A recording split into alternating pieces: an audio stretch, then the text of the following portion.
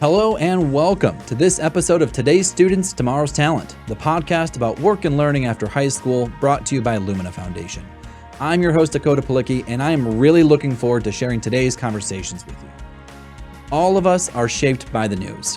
What we think and believe is, in part, a product of the content that we consume. It's hard not to hear stories about misinformation and fact-checking these days for a good reason. We're all trying to get better at understanding how information and stories shape our opinions. Our belief about education, training, and work are also shaped by the news that we consume and the stories we read and hear. The belief that education is the great equalizer. The belief that hard work alone is the path to prosperity. The belief that the system is rigged to benefit certain people over others. We believe all sorts of things, many of which conflict, and it is sometimes hard to know how we came to believe something is true. Today, we are talking about narratives. Narratives are the underlying beliefs and attitudes that drive human behavior. Narratives guide our decisions on what to buy, on what we value, and what we think our country has to offer us. The stories and information we consume and believe shape our understanding of our context, our communities, and our world. So, to better understand the national narratives that shape Americans' belief about education, skills, and jobs, Lumina partnered with Protagonist, a small women-led organization that invented narrative analytics. Today, we're going to hear from Dr. Rita Parhad and Emily Keane, who will tell us about their research, the implications it has on our daily lives, and offer advice on how to best use and understand narratives. Throughout the episode, we'll be referring to a report that Protagonist has produced. Please be sure to download and read that report using the link in our show notes. I promise you it is well worth the read. But let's start our conversation today by asking Rita to describe what exactly a narrative is and how she and her team go about the process of taking news headlines and content and distilling them into a narrative landscape. Let's listen in. Joining me now is Dr. Rita Parhad and Emily Keane from Protagonist. Rita, Emily, thank you so much for being here with me today. Thanks for having us. Yeah. I'm so excited to dig in because you all do some really interesting work, especially for us like super nerdy people who love language and love how language intersects with education and work. So fellow nerds, prepare for a great time together. But Rita, I kind of want to start with you, learn a little bit more about Protagonist. As I was exploring your work and everything, you talked about on your website that you all kind of invented this thing called narrative analytics, and you've been working with Lumina for a number of years now to kind of complete this narrative landscape. Can you just give us a sense of, what is narrative analytics and what this narrative landscape work is that you've been doing? Yeah, absolutely. So I'll start by saying what we mean by narratives, because narratives is one of those terms that is used a lot these days and is used maybe in different ways by different people. So when we say narratives, we're talking about, we call them structured stories that animate a public conversation. And those stories have sort of heroes and villains. They kind of reveal assumptions, they inform beliefs, and they shape how we see the world and what policies we prefer, and how we may vote, or any number of behaviors. And so that's why narratives are important. But there are a few features there that I think are really key to understanding how we understand narratives and how we go about kind of identifying them and analyzing them. One of the things I said was that narratives are part of a public conversation. They are not sort of things that just exist in my head or your head. They sort of, by their very nature, are social, they're shared, and they are articulated and reinforced in media, in traditional media and social media. So our work is really about finding narratives in big media data sets, traditional media data sets, social media data sets, and sort of dissecting them, understanding them, measuring them, seeing how they change. And that's sort of the root of the narrative analytics process. The other key feature of narratives that you really need to understand, and it goes to this idea of a narrative landscape that you mentioned, is that narratives don't exist in isolation. There is not a narrative about climate change or a narrative about racial equity. There's many narratives. And in our experience on any given topic, a narrative landscape is anywhere from half a dozen to a dozen narratives that are sort of in play at a given point in time. Some of those narratives are in conflict. Sometimes there are narratives that are very much aligned, but they are different from each other. And our work is really about understanding those landscapes and understanding what those different narratives mean for the things our clients care about. Yeah, it's such interesting work, and I've had a chance to like read a couple of your reports over the course of the years. And you just finished kind of I don't know if it's just finished at this point, but you finished an updated narrative report for Lumina where you do look at some of the dominant narratives that are both in public media as well as more industry media as well, particularly in the spaces of working, learning, higher education. Tell us a little bit about that work and how the landscape might have changed between the last two times that you've updated that report. Yeah, I'll tell you a little bit about how we started this work and maybe hand to Emily to tell you about some of the more details. We started doing this work with Lumina back in 2017. So it's been quite a few years. And actually end of 2016 is when we first started looking at some narrative landscapes. And initially we looked at the narrative landscape around higher ed specifically. So what are the narratives about higher education? And how do they sort of play out in the American discourse in American media? And then we sort of shifted to what we think of as an adjacent landscape, which is a landscape around economic opportunity and social mobility. And that's the one I think we're going to talk about a little bit more here. And the narratives about economic opportunity and social mobility and how they intersect with higher education. So what role does higher ed play, necessary, not necessary, for economic opportunity and social mobility in the US? And that's a conversation we first looked at in 2017 and looked sort of backward about 12 months at that point in time, and have been looking at sort of periodically since then. And it's changed quite a lot in that time. And if you can all cast your mind back to 2016, it was a very different world in so many ways. And we've seen that in many landscapes, but we've certainly seen that in this one. Maybe Emily wants to say a little bit about kind of where we started with this landscape, what we first saw, and what we've seen since. Sure, yeah, I'm happy to. So when we first looked at this landscape in 2016, 2017, the conversation was really focused on the existing system and how it relates to higher ed and economic mobility. So it was really sort of a patchwork of solutions that people were talking about, how to get ahead, what's available, and sort of fixing the leaks in the system to make it work. The last two updates we did were basically in the front half of 2021 and the latter half of 2021. So the early 2021 work that we saw was so different that we actually had to reimagine what the narratives were within this space because things had changed so much. So if you remember, contextually, we were still really in the thick of the pandemic, and conversations around social and race relations in America were really at the forefront of people's minds.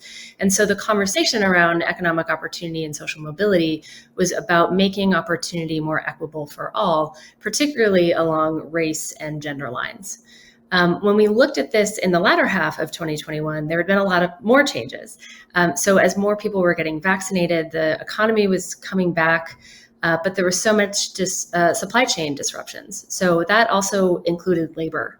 And so companies were scrambling to hire workers, and everyone was trying to figure out if and when workers would be coming back. And so what we saw is that there was this emergence of a discussion around the renegotiation of labor and worker identity, and what makes it worth it to go back to your job.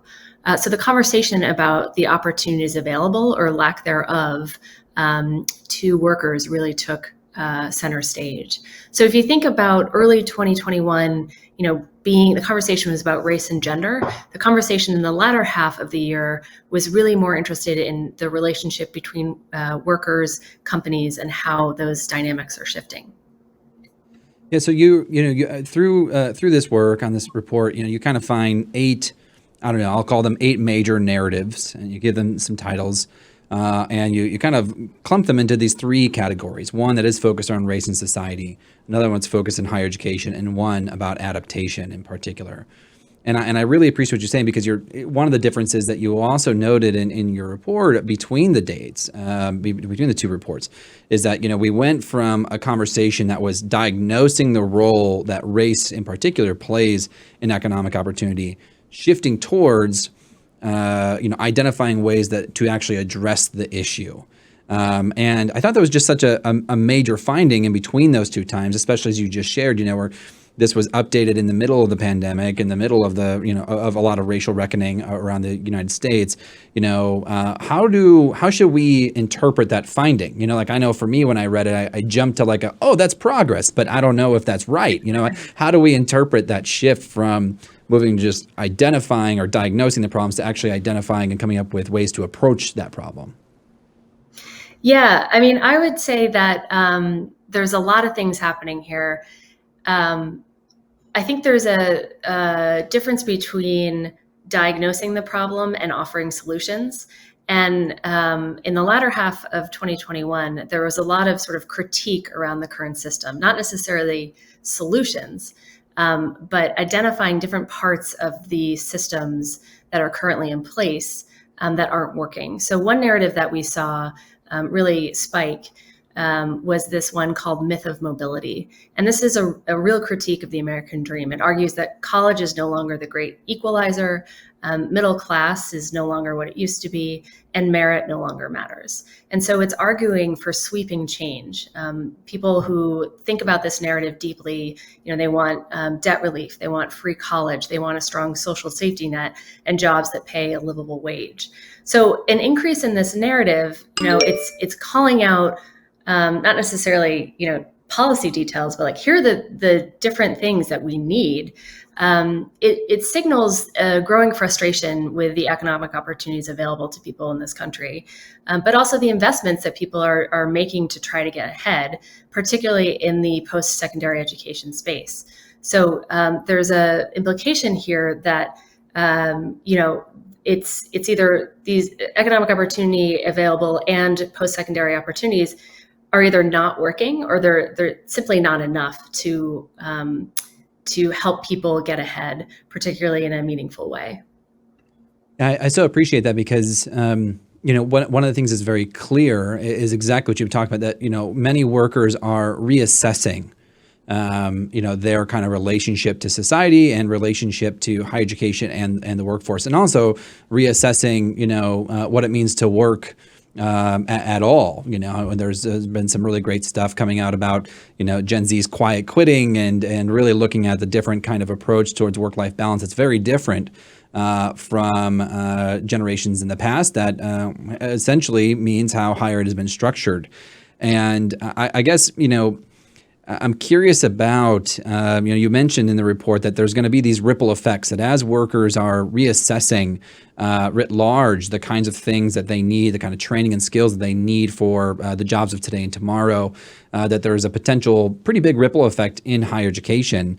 I was wondering if you can describe a little bit from your perspective what that ripple effect could look like, and are there other fields that are also going to be experiencing that kind of ripple effect as more and more Americans are reassessing their relationship with work? Yeah, absolutely. I mean, just to comment on the quiet quitting, we also saw a lot of stories on that, others titled The Great Resignation. It aligns nicely with the way in which workers are finding this sense of agency. So both blue collar and white collar workers are basically, changing their perspectives to say, maybe work isn't a centerpiece of our identity anymore. So when we think about ripple effects, perhaps more than ever, and certainly much more than when we started looking at this in 2016, 2017, people are viewing college and other post-secondary training opportunities as a means to an end. If their schooling and their training isn't worth their time and financial investment, they're going to pursue other avenues. So of course, this has implications for higher ed providers. We've seen some liberal arts colleges drop history and philosophy majors and replace them and pivot towards more business and science-oriented programs to attract more students. And we're also seeing large corporations jump in and offer either current or incoming employees ways to train and upskill for their qualifications. So there really is, when we think about ripple effects, this push and pull between students and higher ed and companies and laborers. And so everyone has a piece of that pie. I can't think of a good metaphor right now, but maybe it's not a ripple. Maybe it's something like the power dynamics shift a little bit, and it's sort of like going around. But there's really sort of this multi-dimensional dynamic at work. Yeah, I mean, absolutely. It's something that we've talked a lot on this show about how, systems that have been set up and policies and practices that have been set up, decades ago, how those need to be adjusted and reconciled as the needs and perceptions of Americans continue to change. And Rita, I want to come back to you too, because you talked, when you're introducing the concept of just, the narrative landscape and narrative analysis, you talk also about kind of the counter narratives that go along here. And, as we look at the narratives, the three narratives that kind of make up the race and society focused category, you have one that's about the two Americas, which you describe as, we cannot possibly have equal opportunity and upward mobility in this country until we address the systemic racism embedded in our society. But then you also point out there's another narrative here called the plot to divide America. And you describe it as, in their misguided attempts to portray America as systemically racist and inherently unequal, liberals are proposing solutions that will expand inequality and destroy the economy. And, again, we're talking about push and pull. We're talking about counter narratives. What is the role that these counter narratives play in shaping public perception? Yeah, great question. I mean, plot to divide America was one narrative. When it popped up, we were really struck by how different it was from things we had already seen in the landscape, and how much sort of how ambitious it was and what it was describing, and really changed the character of the landscape in a really meaningful way. So to answer your question, counter narratives, we think of them as narratives that arise in response to narratives that already exist in the landscape. And they typically arise because someone is pushing them, many someones are pushing them. And usually those organizations or individuals who are pushing those counter narratives, if they're showing up on our radar, they are probably pretty media savvy.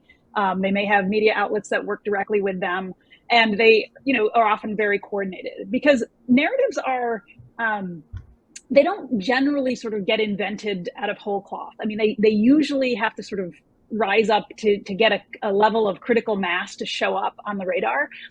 So when something shows up that wasn't there when we looked at the landscape 3 months prior, it's usually because there has been an effort to push it forward. And in this case, Plot to Divide America was very much responding to some of these narratives that were focusing on equity and the role of higher ed in sort of balancing or rebalancing the playing field. So it's a very kind of specific effort behind it in this case. And what we saw with that is that it really is very concentrated in certain parts of the media landscape, but it's loud and it's very engaging. It has a lot of resonance with audiences, and it ends up sort of changing the character of the landscape as a whole. It's become much more politicized, polarized, and as I sort of referenced earlier, a lot of the landscapes we look at have become more politicized and polarized over the last several years. And this is no different. It went from a fairly consensus-based landscape with a lot of different flavors of narratives, as Emily described, to one that is now, there's some stark differences and it's more of a pitched battle. And, the way in which that will shape public opinion really depends on who it is that's pushing that narrative and which media outlets it's showing up in, and what the media diet is of the part of the public you're interested in understanding.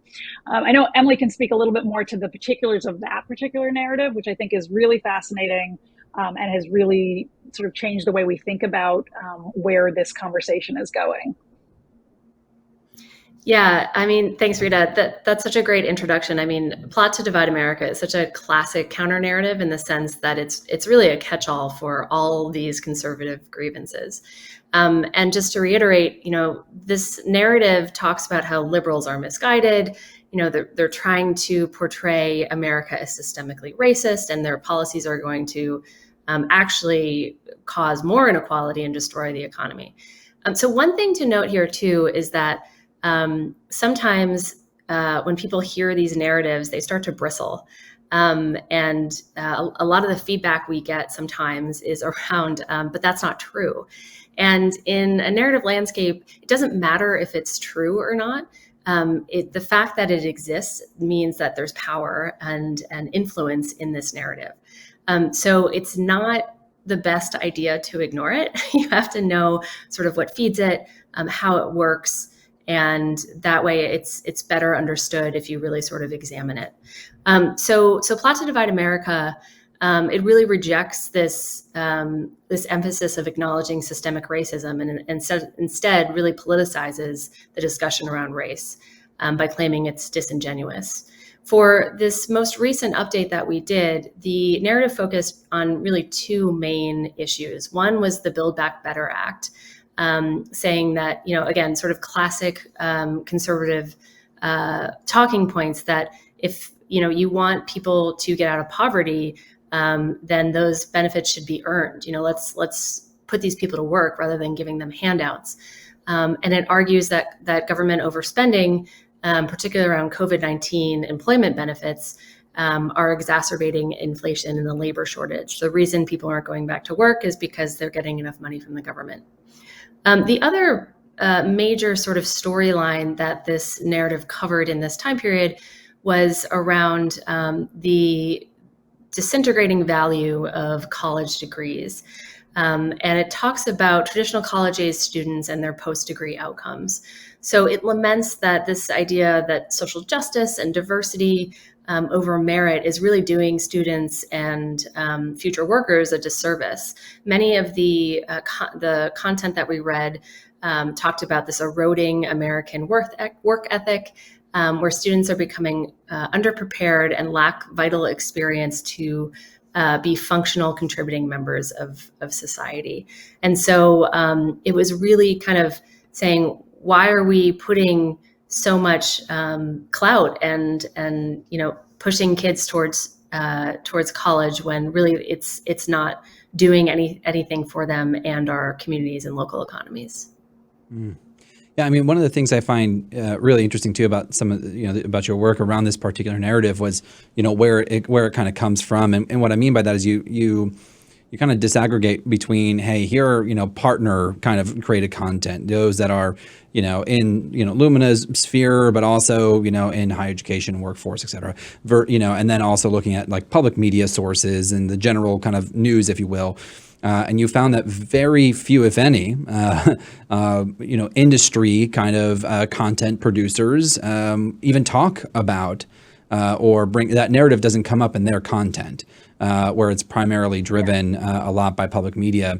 And to me, that was just an aha moment, because I think there's a lot of folks that we work with, a lot of folks, institutions that are trying to remind communities about the value of higher education. And yet, are we using the same kind of tactics? There's so much more to dig into, and I do want to keep us moving. One of the other things you talk about going into the higher ed category. So we've talked about the race and society category. You also kind of call attention to another cluster of narratives kind of labeled in just higher education. And one of them is the narrative around skills, not diplomas. And again, we've talked about competency-based education. We've talked with employers and chambers on the show. I guess I'm really curious about what this narrative is about and how it might be tied towards, kind of a higher ed reckoning kind of narrative that's also out there. I know we've touched on it already as worker preferences change, but in particular, what have you been finding around the skills, not diplomas narrative? Yeah, so the Plot to Divide America narrative really disparages traditional college and universities. Skills, not diplomas is not sort of trying to take college down, but really is more of an advocacy narrative. And it argues that there's so many cost-effective, proven ways of getting students into jobs, and there's such a labor shortage that there's so many jobs out there that you don't need traditional four-year degree programs. And so what it's really trying to do is evangelize alternative degree paths. So community college, vocational training, apprenticeships, to fill jobs that are in demand, now. We've seen so much coverage on the dearth of trade-based jobs, everything from electricians to construction workers to drivers. And part of what this narrative argues is that these are good paying jobs.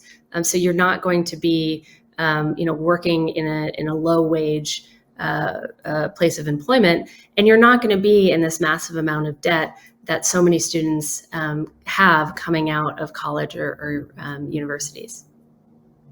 Yeah, it's interesting too, because you also talk about how, upskilling and how there's been a bigger conversation around upskilling, particularly related to adaptation and adapting towards the future of work. We know certain industries and sectors are being transformed through AI, through cobotics and other things like that. And we know it's coming, even more so. To me, there's a clear through line between a greater focus on skills as well as upskilling. But I guess I was also curious, in terms of content producers, have you seen more producers coming into the world, particularly around upskilling? And I know, employers, for example, employer groups, industry groups have really stepped in to a lot of the talent development conversation. Are you seeing some of that reflected in the narrative landscape? Yeah, absolutely.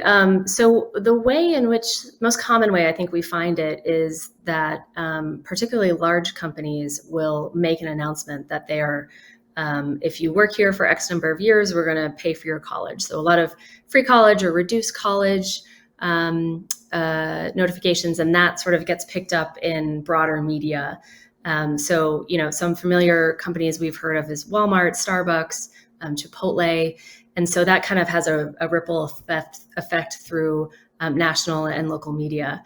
But the reason that these employers are really getting into this training and upskilling game is that they've found that it's very beneficial for them, so their workers don't leave. We've already talked about how there's such a tight labor market and a worker shortage. And so if the companies can incentivize their workers to stay and offer them another set of tools or trainings, that's beneficial to both the employee and the company, because they won't lose a worker and have to spend time and effort to replace their workers as well. So, certainly there's some industries that are more integrated in this as well. Obviously, the tech industry is sort of at the front and center of that. But we are seeing more and more large companies make these announcements as a way to sort of attract new talent or keep existing talent. Yeah. Well, we've covered a lot of ground already and have gotten deep in the report. But let's pause and take a quick break. And when we come back, I'm looking forward to talking with both of you a little bit more about the implications and make some meaning around a lot of this work. So stay tuned, stay with us. We'll be right back with Rita and Emily.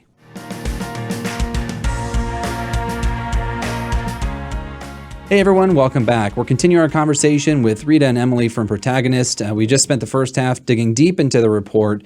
And Rita, I want to bring you back in to talk a little bit more about some of the implications and the way we can make meaning.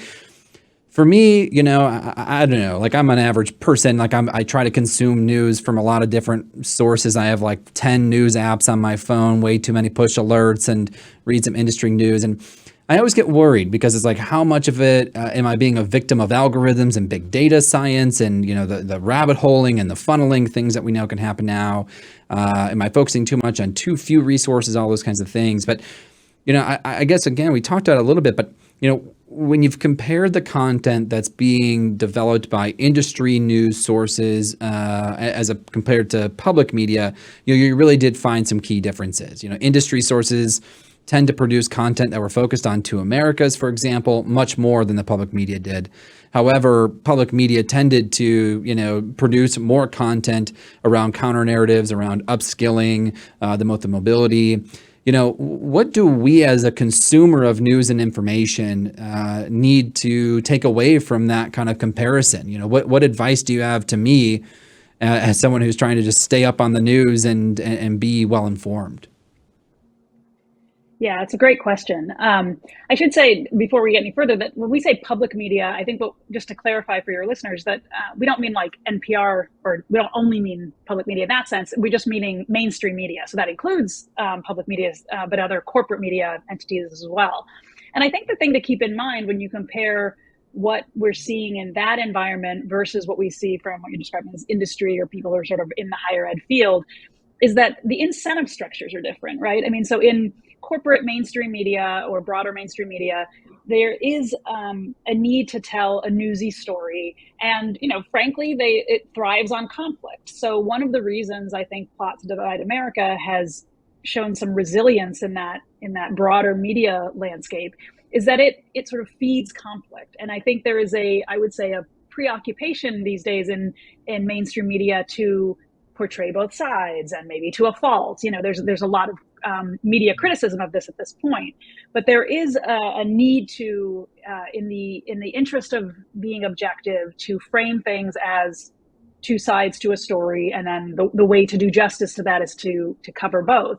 And so if you kind of keep that in mind when you're consuming media in those environments, I think it can help just sort of strip away some of the things that we see. So in other landscapes we look at, we see a lot of the narratives that get the most attention are ones that sort of use the language of conflict, use the language of battle and sort of tensions. And you see this with political reporting, focusing on the electoral horse race rather than the issues.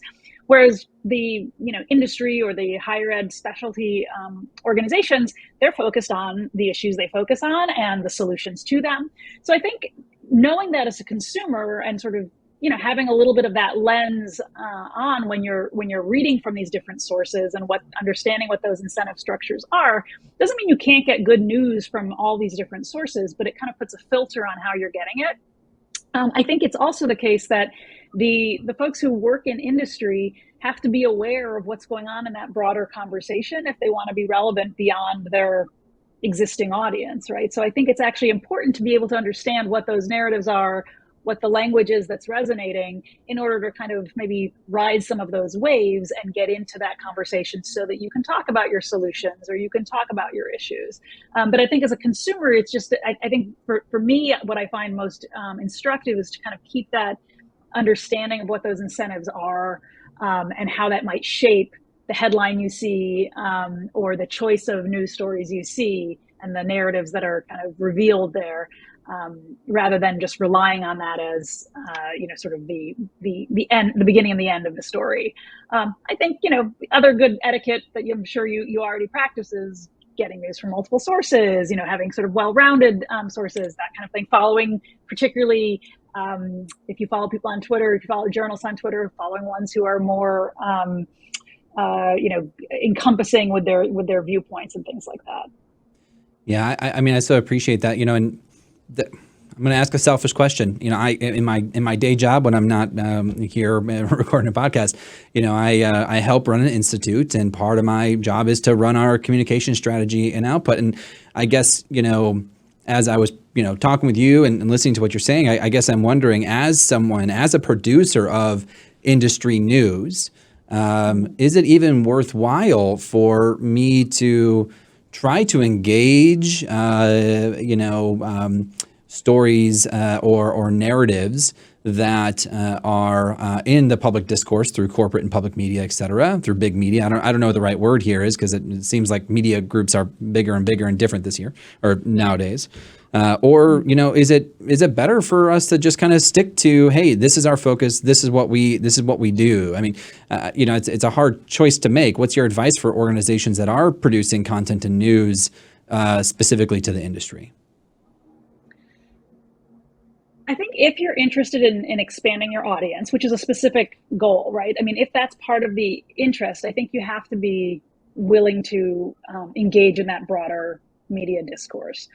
But I think I wouldn't lose sight of what makes you an expert, right? I mean, what you bring to that discourse. So I think the understanding what the landscape is that you're trying to navigate, that broader landscape that is, that broader media landscape beyond just the industry one, I think can make you a more skilled navigator of that space. So, I mean, part of the reason we do this work for the kinds of clients like Lumina is so that they understand what that broader context is. It gives you sort of a bird's eye view of it is. So you can say like, oh, there's a really sort of loud narrative here that is really counter to what we're trying to accomplish. But what we know is that it really is very concentrated in a handful of loud but narrow news sources, and therefore we don't need to worry about it too much. Whereas here's this other one that has shown some real legs since the racial justice protests of late 2020, and so that's one where we want to actually engage directly. And so it kind of gives you a map so that you can, be a better. You can still go where you want to go, but you have a better picture of what you're working around or where you might try to engage directly. And just continuing down that thread, one of the other pieces, we talked about this right before the break too. You saw a shift between your most recent report and the 2017 report, where in 2017, a lot of the conversation was around identifying and diagnosing problems and challenges. And now we're moving towards a more solution space where more and more, particularly industry news, is focused on, solutions and talking about what is working, what might not be working, ideas, those kinds of things. What do you think drives that change? Emily, I know you mentioned already that there was, increased conversation around some major federal work that was being proposed. There's a lot of state level work that was being proposed. We're obviously in the middle of a pandemic, so there's these big tectonic movements. What do you attribute to driving the change towards solutions? Yeah, I think the short answer is everything that's happened in the last couple of years. But certainly, when we look at a national conversation, a lot of the sort of top headlines that we see are focused around policy initiatives.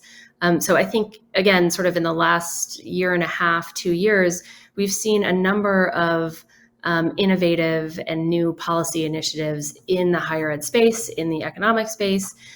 So inevitably, when that gets announced, there's a million different takes on them. So you can have one, policy pronouncement, and then it gets interpreted a million different ways or through these 8, narrative lenses. So I think those are really big drivers. We've also, I think, seen more people sort of challenge the existing system and different parts of it in a way that's really resonating with a lot more people. So some of the op-eds that sometimes, have headlines that are just sort of outrageous, they're getting a lot of play because there's a lot of sort of unexpressed frustration or emotion surrounding some of these issues. So certainly, it's been quite the shift from 2017 to now. But we're always interested to see, what's going to happen next. And I think Rita already mentioned that, we're going to be looking at this in early 2023 and already starting to hypothesize, okay, what are we going to see then? How are the midterms going to affect how this conversation evolves? What about college enrollment numbers in the fall? How is that going to affect this conversation? So there's a lot of factors that go into it, but certainly I think federal and state policy take a big source of the conversation and inspire it.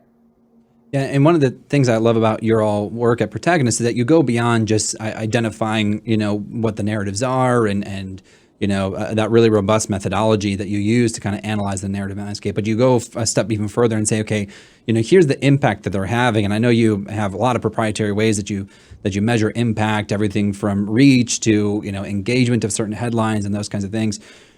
But there seems to be a constant conversation, particularly in the industry, but probably larger, about whether or not we should be talking about problems or solutions. Even if I was to sit down and write a piece of content, a blog post or a case study, you have to make this choice at some point in time. Do I want to highlight and try to raise awareness of a problem that we're seeing in the world and maybe a new way to look at that problem? Or do I want to focus on a solution? Hey, here's what someone is doing. Here's an idea that is about to be, put in place to address a particular problem.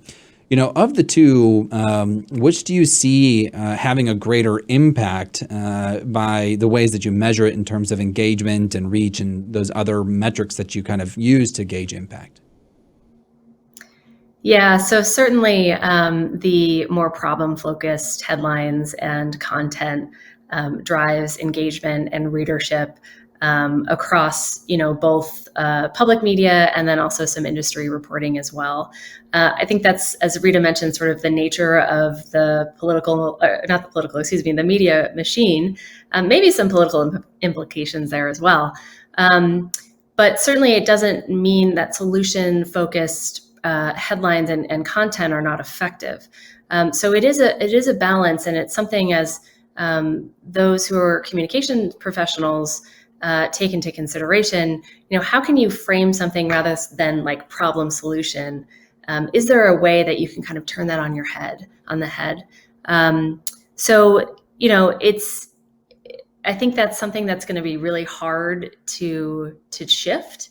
But I think there are sort of subtle ways in framing an issue or a potential set of solutions that can really kind of surprise your readership in a way that sort of hooks them in the beginning. I think the other thing that, I love looking at this data again. I knew this was going to be a very nerd hour with me. So thanks for hanging with me too, because I think it's just really interesting. But it got me really curious about how easy or not easy it is to swing and shift narratives. And there's a growing attention around where people get their news from, around fact checking. I know social media platforms have put in some steps around, flagging misinformation or potentially not, fact-checked information. A 2021 Pew Research Center study kind of backs this notion up. They did some survey work between 2016 and 2021. The percent of U.S. adults that have a lot or some trust in national news organizations fell from 76% to 58% over that time period. From your expert, perspective here, is there anything that we should be concerned about? Are these easy narratives to shift and sway and through ethical or unethical means? I mean, should we be worried about how easy it is to shift narratives, or do you feel pretty confident that they're unshiftable and that truly kind of organic in some of those ways? Yeah, so they don't shift on a dime. I would say that. I mean, part of the reasons we love studying narratives is they tend to be sort of deep. It's not as simple as a viral tweet and suddenly you have a new narrative. It's narratives themselves. They run a little deeper. They have to have sort of deeper roots. And we talked earlier about counter narratives and effective counter narratives that do get injected into a landscape where they weren't there 3 months before. That's relatively rare and can only be done with sort of a massive media apparatus and a lot of focus. And that's what we saw with Plot to Divide America. But that's relatively unusual.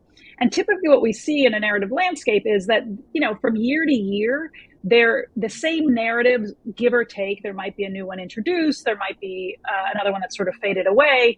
It's usually the same set, maybe with some adjustments made. And even if you think of the last several years, which have been, quite tumultuous in many ways, there have been changes and some significant ones. But mostly what we see are changes in the sort of how we quantify them, like what we see in those measures. So we might see a particular narrative is peaking, or there's more volume of it, or there's more engagement with it. There's maybe a new storyline of this one particular narrative. But the narratives themselves are fairly enduring, and they are fairly they're definitely not static. They move, but they don't just sort of disappear overnight or appear overnight. So that's both comforting because there's some sort of longer term enduring reality there. And they are hard to shift, but I do think we live in interesting times. So we've been tracking narratives now for, roughly a decade in this particular kind of way, looking at big data analytics. And I would say that in a lot of the spaces we look at, on a lot of the issues we look at, they do seem to be moving.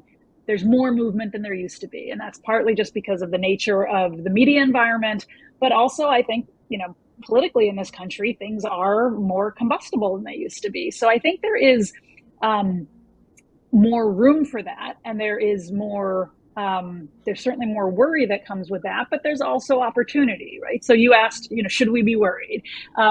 Yes, I think so. But the fact that people are there are influential voices, and some of those voices are not responsible, is not really that new.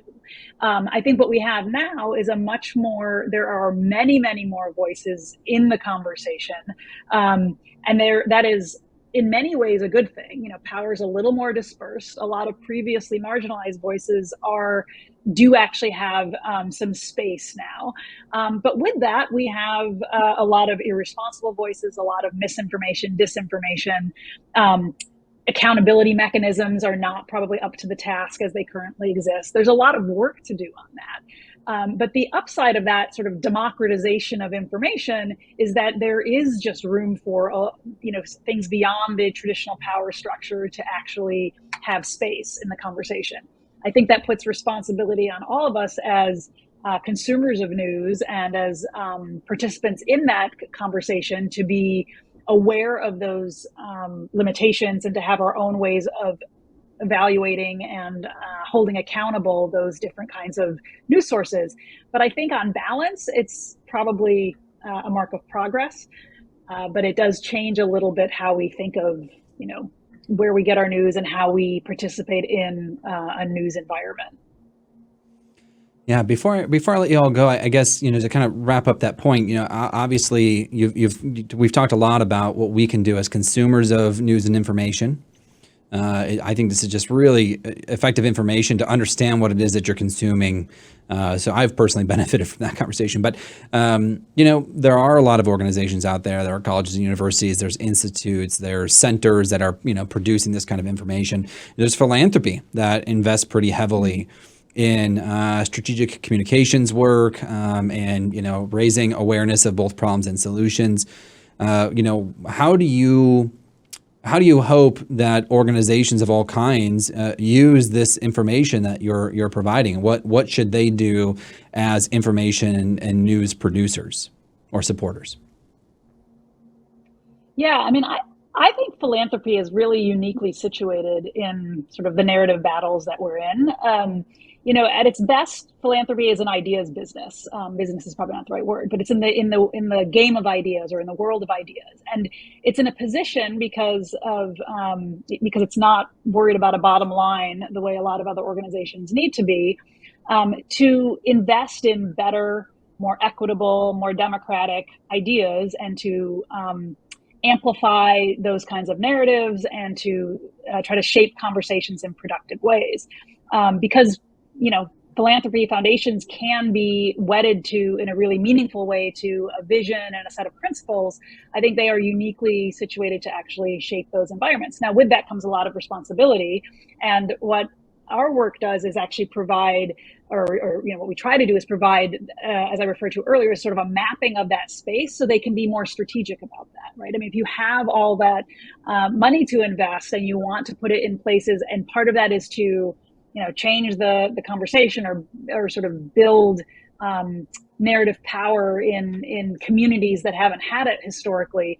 This gives you a way of seeing kind of what the lay of the land is, but also, are you making progress on that? So over time, when we look at landscapes over time, we can see if those investments are paying off. Like if you've been trying to support and amplify voices in a particular part of a landscape, if we look at this 6 months from now or a year from now, will we see a difference in how that narrative is showing up or how those voices are showing up? So one of the things really useful about this kind of work is that it actually allows you, if you're in in philanthropy, to see the progress of your work and to see it on a meaningful timeline rather than having to wait, 5 years, 10 years, in the sort of length of time that it usually takes for it to be really apparent that narratives have changed. This gives you a way of kind of seeing that progress in real time or close to real time, and to see if there are things you can do differently or invest in different grantees in different kinds of ways to help advance that broader vision. Well, we'll have to leave it there for now. I feel like I could talk to you both for like days about this. There's just so much depth. It's super interesting work, and there's so much meaning to make of it. Dr. Rita Parhad, Emily Keane, thank you so much for spending some time with us. I hope people go check out Protagonist and all the great work that you all do. And when you update that report, I'm looking forward to having you come back on and tell us, how the third round or whatever iteration you're on is looking, because this is something that we are definitely very interested in. But thank you so much for your time and insight and all your work today. Really appreciate it. Thank you, Dakota. Thank you. It's a pleasure.